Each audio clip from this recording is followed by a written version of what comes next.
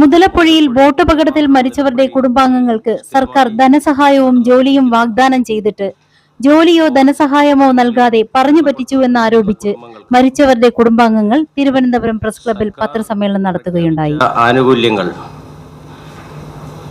ഈ മരണങ്ങൾ നടന്ന സമയത്തും അതിനുശേഷവും അടിക്കടി ഗവൺമെൻറ് ഭാഗത്തു നിന്ന് മന്ത്രിമാരും മറ്റുമൊക്കെ വന്ന് അവരോട് അടിക്കടി പ്രഖ്യാപിച്ചു കൊണ്ടിരിക്കുന്ന ആനുകൂല്യങ്ങളൊന്നും അവർക്ക് കിട്ടാത്ത സാഹചര്യത്തിൽ വളരെ പ്രയാസം അനുഭവിക്കുന്ന, കഷ്ടത അനുഭവിക്കുന്ന, ദിനേന കടലിൽ പോയി മത്സ്യബന്ധനത്തിലൂടെ കിട്ടുന്ന വഴിയിലാണ് അവരുടെ അന്നങ്ങൾ നടത്തിക്കൊണ്ടിരിക്കുന്നത്. അത്തരം കുടുംബങ്ങളോട് ഈ അപകടം നടന്നതിന് ശേഷം സർക്കാർ പ്രഖ്യാപിച്ച ആനുകൂല്യങ്ങളൊന്നും കിട്ടാത്ത സാഹചര്യത്തിൽ കഷ്ടത അനുഭവിക്കുന്ന ഈ കുടുംബങ്ങൾക്ക് സർക്കാരിനോട് ചിലതൊക്കെ പറയാനുണ്ട്.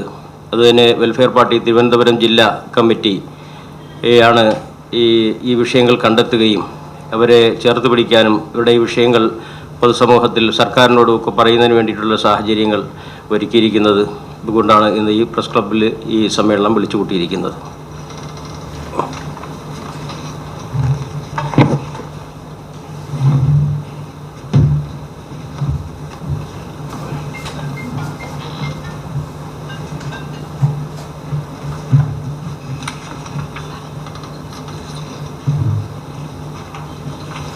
എല്ലാവർക്കും ഗുഡ് മോർണിംഗ്.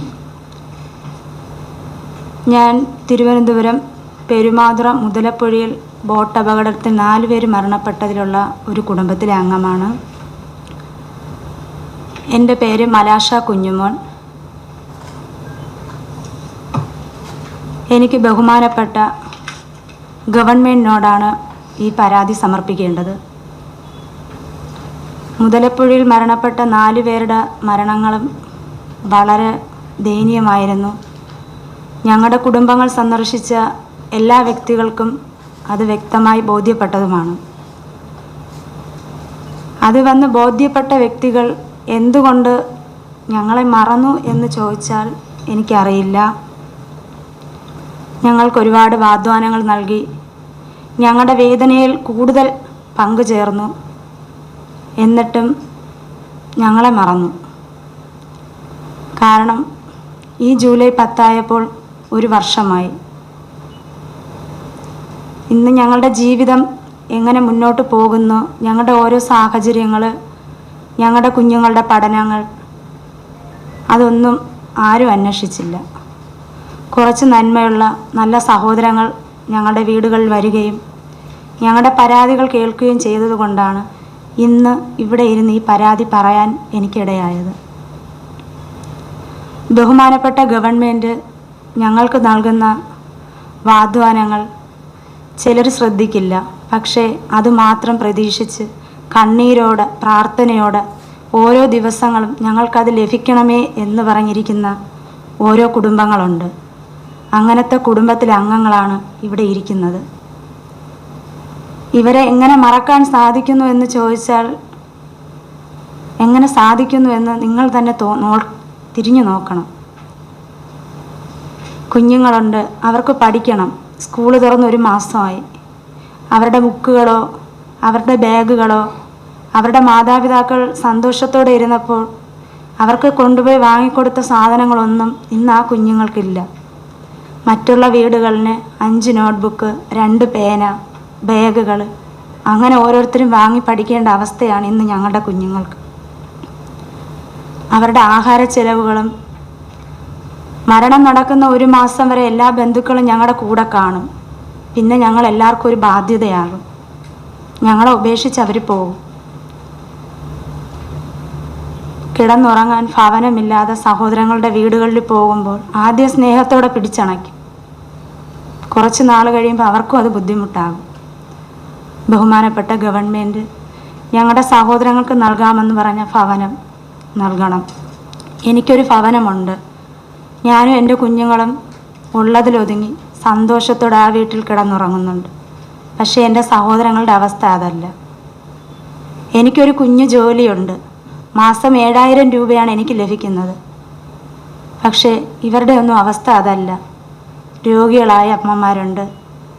ജീവിതം നഷ്ടപ്പെട്ടപ്പോൾ അന്ന് തകർന്നു പോയവരുണ്ട്. മറ്റുള്ളവരുടെ മുമ്പിൽ എന്നും യാചിക്കാൻ ഞങ്ങൾക്ക് സാധിക്കില്ല.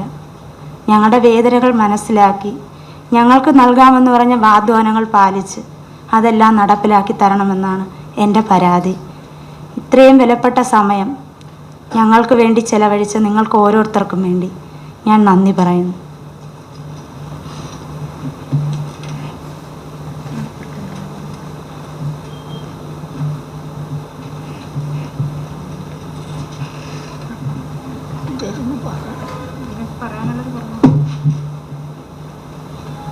ഞങ്ങൾക്കാണെങ്കിൽ ഞങ്ങളെ വീട്ടിൽ ആണുങ്ങളായിട്ട് ആരുമില്ല.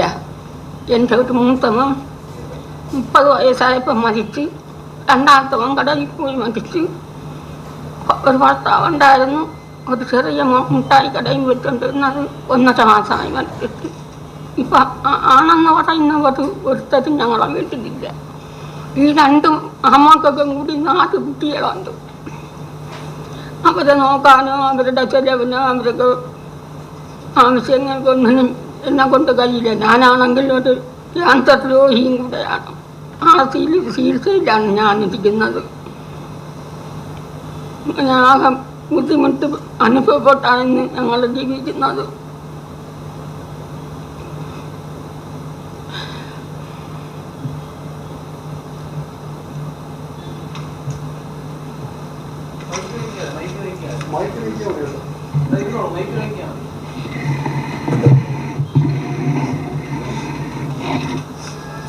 മുതലപ്പുഴയിലെ അപകടപ്പെട്ട റോബിൻ്റെ ഭാര്യയാണ് ഞാൻ.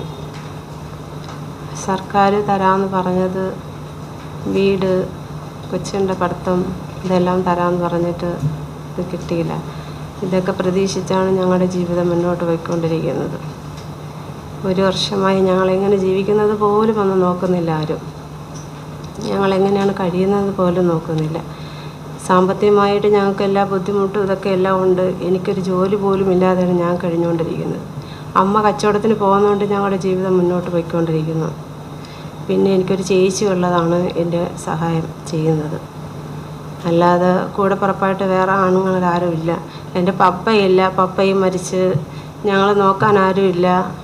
ആ ഒരു ഇതിലാണ് ഞങ്ങൾ പൊയ്ക്കൊണ്ട് നിൽക്കുന്നത്.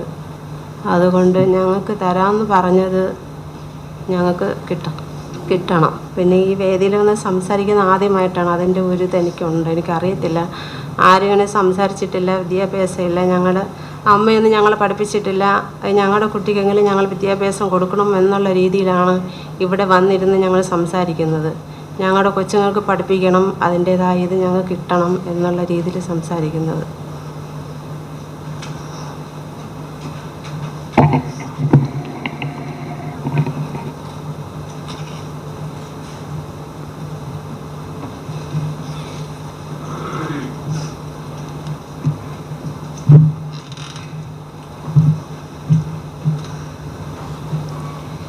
എൻ്റെ പേര് മേരി ബിനില, 19 വയസ്സുണ്ട്. മുതലപ്പുഴയിൽ കഴിഞ്ഞ വർഷം ജൂലൈ 10-ാം തീയതി മരണപ്പെട്ടത് എൻ്റെ പപ്പയാണ്. ഞങ്ങൾ 3 പെൺകുട്ടികളാണുള്ളത്. ഞങ്ങളുടെ പപ്പ ജോലിക്ക് പോകുമ്പോൾ ഏകദേശം എൻ്റെ പപ്പ എന്നെപ്പോഴാണ് ഇരിക്കുന്നത്. ഞാൻ എൻ്റെ പപ്പേനെ കാണുന്നത് 2-ാമത്തെ ദിവസം മുതലപ്പുഴയിന് ഒരു പ്ലാസ്റ്റിക് കവറിൽ പൊതിഞ്ഞു കൊണ്ടുപോകുന്ന രംഗമാണ്. തിരിച്ച് പോസ്റ്റ്മോർട്ടം കഴിഞ്ഞ് വീട്ടിൽ കൊണ്ടുവന്നു, കാണാൻ സാധിച്ചില്ല. അമ്മ പറഞ്ഞു, മക്കളെ നിങ്ങൾ അച്ഛൻ്റെ ബോഡി കാണണ്ട, നിങ്ങൾ കണ്ട പപ്പയ അകത്തിരിക്കുന്നത്. നമ്മൾ റോഡിൽ കൂടെ യാത്ര ചെയ്യുമ്പോൾ അവിടെ മരിച്ചു കിടക്കുന്ന പൂച്ച പട്ടിയുടെയൊക്കെ സ്മെല്ല് വരുമ്പോൾ നമുക്ക് ഒരു അസ്വസ്ഥത ഉണ്ടാകത്തില്ലേ? അതുപോലെ എൻ്റെ പപ്പയുടെ ബോഡീന് വന്ന് ദുർഗന്ധം അടിച്ച് ഇരിക്കേണ്ട അവസ്ഥ ഞങ്ങൾക്ക് ഉണ്ടായിട്ടുണ്ട്. പപ്പയുടെ സംസ്കാര ചടങ്ങിനൊക്കെ അങ്ങനെയാണ് ഞങ്ങളിരുന്നത്. ഞങ്ങൾ 3 പെൺകുട്ടികളാണ്. എനിക്കൊരു ചേച്ചിയുണ്ട്, ഒരു അനിയത്തിയുണ്ട്. അനിയത്തി ഇപ്പോൾ 9th സ്റ്റാൻഡേർഡിൽ പഠിക്കുന്നു. ചേച്ചി BCom കഴിഞ്ഞ്, ഞാൻ +2 സയൻസ് പഠിച്ച് കംപ്ലീറ്റ് ആക്കി ഇപ്പോൾ നിൽക്കുന്നു.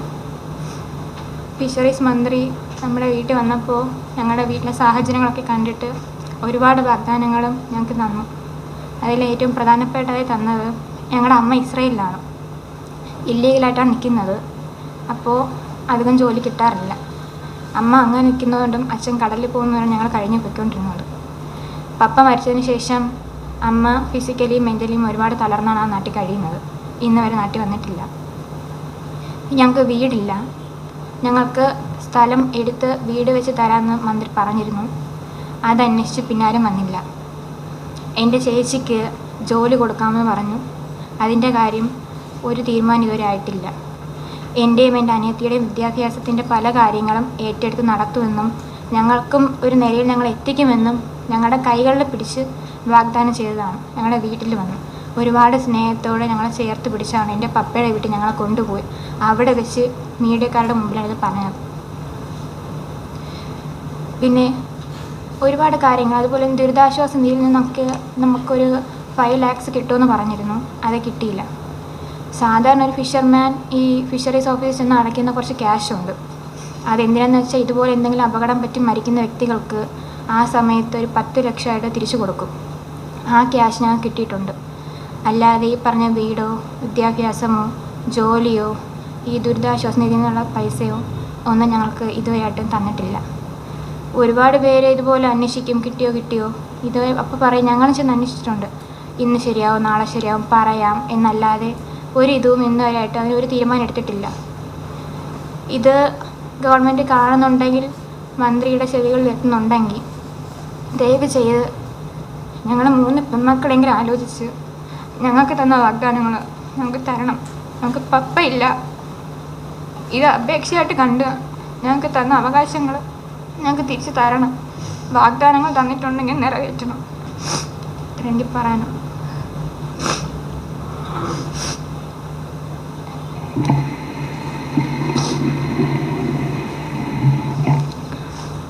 മുതലപ്പുഴയിലെ നിരന്തരം നടന്നുകൊണ്ടിരിക്കുന്ന അപകടങ്ങൾ കേരളത്തിൻ്റെ വലിയ ദുഃഖമായിട്ട് മാറിക്കൊണ്ടിരിക്കുന്ന ഒരു സാഹചര്യമാണല്ലോ. ഈ സാഹചര്യത്തിൽ ഒരു വർഷം മുമ്പ് നടന്ന ഒരു കുടുംബത്തിൽ തന്നെ 4 അംഗങ്ങൾ മരണപ്പെട്ട ദാരുണമായിട്ടുള്ള ഒരു സംഭവത്തിൽ അതിൻ്റെ എല്ലാ പ്രയാസങ്ങളും അനുഭവിക്കുന്ന ആളുകളാണ് ഇന്ന് ഈ പത്രസമ്മേളനത്തിൽ പങ്കെടുത്തിട്ടുള്ളത്. അവരവരുടെ വിഷയങ്ങൾ വളരെ വ്യക്തമായിട്ട് നിങ്ങളോട് പറഞ്ഞു. വളരെ കൃത്യമായിട്ട് മന്ത്രി സജി ചെറിയാൻ ഇവരുടെയൊക്കെ വീടുകളിൽ പോയി ഈ മോളുടെ അടക്കം കൈകളിൽ പിടിച്ചുകൊണ്ട് കൊടുക്കുന്ന ചില വാഗ്ദാനങ്ങൾ നിങ്ങൾക്ക് 1 വർഷം മുമ്പുള്ള ന്യൂസ് ലിങ്കുകൾ പരതിയാൽ കിട്ടും. അതിൻ്റെ ലിങ്ക് എൻ്റെ കയ്യിലുണ്ട്. വളരെ കൃത്യമായിട്ട് പറയുന്നുണ്ട്, ഇവർക്ക് അടിയന്തരമായിട്ട് വീട് വെച്ച് കൊടുക്കും, ഇവരുടെ കടം വീടാൻ വേണ്ടി സഹായം അനുവദിക്കും, അതുപോലെ തന്നെ ഇവരുടെ മക്കളുടെ വിദ്യാഭ്യാസവും ജോലിയും എല്ലാം ഏറ്റെടുക്കും. ഒരു ദുരന്തത്തിൻ്റെ അത്രയും പ്രയാസപ്പെടുന്ന ഒരവസ്ഥയിൽ മന്ത്രി സന്ദർശിക്കുകയും ഇത്തരം വാഗ്ദാനങ്ങൾ നൽകുകയും ചെയ്യുന്നു. എന്നിട്ട് അത് 1 വർഷമായിട്ട് ഒരു തരത്തിൽ ഇടപെടലുള്ളതിൽ നടക്കുന്നില്ല. ഇവിടെ നേരത്തെ സംസാരിച്ച ഈ സഹോദരി, ഇവരുടെ മകൻ മരിച്ചിട്ട് 2 വർഷമായി. ഈ പറഞ്ഞ ഒരു സഹായവും ഇവർക്ക് ലഭിച്ചിട്ടില്ല. അപ്പോൾ സർക്കാരിൻ്റെ ദുരിതാശ്വാസ നിധിയിൽ നിന്നുള്ള 5 ലക്ഷം രൂപയോ വീടോ അല്ലെങ്കിൽ അതുപോലുള്ള സഹായങ്ങളൊന്നും തന്നെ ലഭിക്കാത്ത വളരെ നിസ്സഹായരായിട്ടുള്ള കുടുംബങ്ങളാണ്. നിങ്ങൾക്കറിയാമല്ലോ, ഈ മുതലപ്പുഴയിൽ 78 മരണങ്ങൾ നടന്നിട്ടുണ്ട്. ആ 78 മരണങ്ങളിൽ തന്നെ വളരെ ചുരുങ്ങിയ അളവ് ആളുകൾ 4-5 പേരാണ് ഇവിടെ ഉള്ളത്. അപ്പോൾ ഈ സംഭവങ്ങൾ എല്ലാ വീടുകളിലും നിങ്ങൾ പരിശോധിച്ച് നോക്കുകയാണെങ്കിൽ ഇത്തരത്തിൽ ക്രൂരമായിട്ട് അവഗണിക്കപ്പെടുന്ന കുടുംബങ്ങളെയാണ് നിങ്ങൾക്ക് കാണാൻ സാധിക്കുക. സർക്കാർ ചെയ്യേണ്ടത്, മുതലപ്പുഴയിൽ സർക്കാരിൻ്റെ വളരെ കൃത്യമായിട്ടുള്ള അനാസ്ഥ കൊണ്ടാണ് അപകടങ്ങൾ ഉണ്ടാകുന്നതെന്നും അവിടുത്തെ അശാസ്ത്രീയമായിട്ടുള്ള നിർമ്മാണ പ്രവൃത്തികൾ കൊണ്ടാണെന്നൊക്കെയുള്ള പഠനങ്ങളും റിപ്പോർട്ടുകളും ഒക്കെ വന്നിട്ടുണ്ട്. അപ്പോൾ അവിടെ ഉണ്ടാകുന്ന ദുരന്തങ്ങൾക്ക് സർക്കാർ തന്നെയാണ് ഉത്തരവാദി. ആ ദുരന്തങ്ങളിൽ ഇരയാക്കപ്പെട്ടവരുടെ കുടുംബങ്ങളെ ചേർത്ത് പിടിക്കേണ്ടതും അവരുടെ പ്രശ്നങ്ങൾ പരിഹരിക്കേണ്ടതും അവർക്ക് വേണ്ട വീടും അവർക്ക് വേണ്ട ജോലിയും അവരുടെ ഭാവിയുമൊക്കെ ഏറ്റെടുക്കേണ്ടത് സർക്കാർ തന്നെയാണ്. ആ സർക്കാർ ഇത്രയും വ്യക്തമായിട്ട് എല്ലാം അവർക്ക് വാഗ്ദാനം കൊടുത്തിട്ട് അത് ഏറ്റെടുക്കുന്നില്ല എന്ന് പറയുമ്പോൾ വളരെ സങ്കടകരമായിട്ടുള്ള അവസ്ഥയാണ്. ഇത് മുതലപ്പുഴയിലെ ജനങ്ങളുടെ മാത്രം വിഷയമല്ല, കേരളത്തിലെ ജനങ്ങൾ ഒന്നടങ്കം പ്രതിഷേധിക്കേണ്ട വിഷയമാണ് എന്ന് ഓർമ്മിപ്പിക്കുകയാണ്.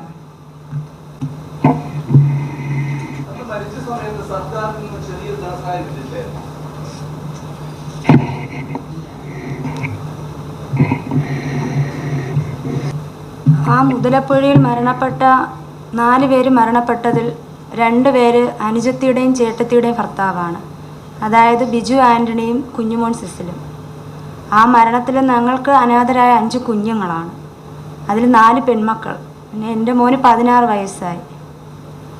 അപ്പോൾ ഞങ്ങളുടെ ഇനിയുള്ള ജീവിതം മുന്നോട്ട് ഈ കുഞ്ഞു മക്കളെ അമ്മയുടെ കയ്യിൽ ഏൽപ്പിച്ചിട്ട് മറ്റൊരു തൊഴിലിന് പോകാൻ പറ്റില്ല. ഞങ്ങൾക്ക് ഗവൺമെൻറ്റായിട്ട് വിഴിഞ്ഞത്തൊരു ഹോട്ടലിൽ ജോലി തന്നായിരുന്നു.